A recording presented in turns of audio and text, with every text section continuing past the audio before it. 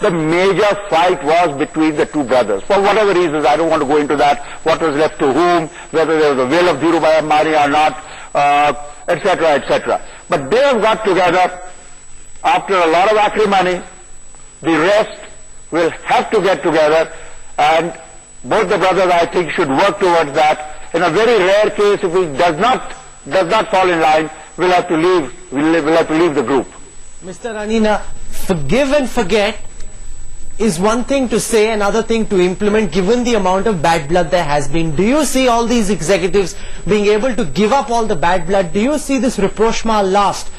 Or do you believe that it's a short-lived rapprochement that's happening and these problems will surface because egos might crop up even as we go forward? Because you're one person who tracks the Reliance Group very, very closely. Do you think this rapprochement, this patch-up is short-lived, or do you think it's here to stay, sir?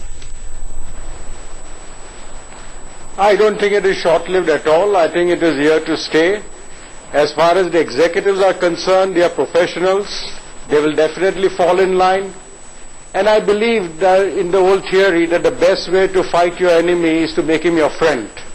And this is exactly what the two brothers will do. Let them come together, become friends again, and the executives will also fall in line. So I think this is for good. I don't think it is temporary. In any case, they are not going to fight with each other. Each one has enough on his plate to concentrate on. They have to just concentrate on their jobs and they will become big. They don't have to fight each other because there's so much to do, so much opportunities in India. As Mukesh has been saying, India is a land of 1 billion opportunities. So if there is a land of 1 billion opportunities, then surely there's enough room for everybody. Okay, Sandeep, we're seeing the markets very excited. Several of the Reliance Group companies have gone up sharply over the last few weeks. How does this impact the markets in the long run, and what is the possibility of unlocking shareholder wealth? Because a lot of people who are watching this broadcast this evening have invested in some Reliance company in some form or the other. Every rally since the institutionalization of the Indian stock markets when 1992, 1993 has always been led by the R word.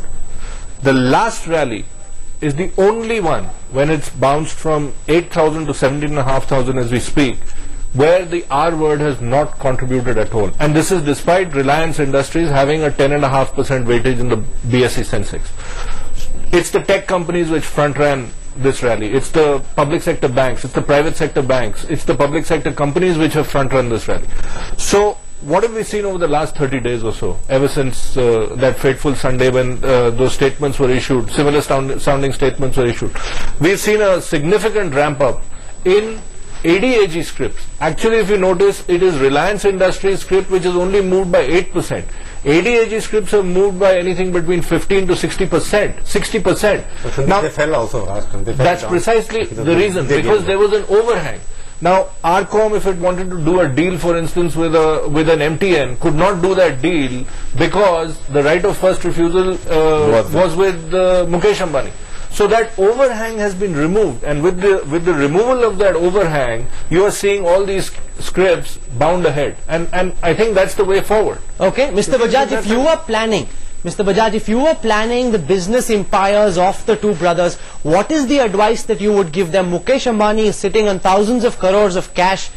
Anil Ambani, we know, is stretched for finances in certain projects that he's launched. How would you suggest that the two brothers work together for mutual benefit and the benefit of the markets and of the industry as well? What would be your recommendation, sir? Well, I'm older than both the brothers. Each of their groups is much larger than mine, so I don't know whether I have the capability to advise either of them.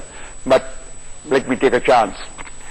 Apart from some obvious things which everybody will say, what I will say is, because I know that we are running companies and they are running companies and not a Gandhiji's ashram, protect your interest, each of you, protect your interest, maximize your stakeholder value, including your shareholder value. But then, till now, till the settlement, you would have done nothing for the other side. You would have done business with the rest of the world, with everybody else in India, but not with the other guy. any benefit to him was perhaps, they have not said that, I am saying that, was perhaps poison to you. That attitude has to go on each side, And perhaps it has to go a little bit more on Mukesh's side, because Mukesh is stronger, much bigger, much stronger, much more cash flow today than Anil has. So without letting go his interest, because I can't advise that, this is business, there are public shareholders, protect your interest, maximize your shareholder value apart from other stakeholders, but then consider that your second group and do the maximum after protecting your interest to help the other group. Each should do that. It has to be two-way traffic. A marriage cannot succeed unless both are together. So it has to be done two ways, but Mukesh's side will have to keep in mind that initially it may have to do more than what Anil's side can do for Mukesh's side.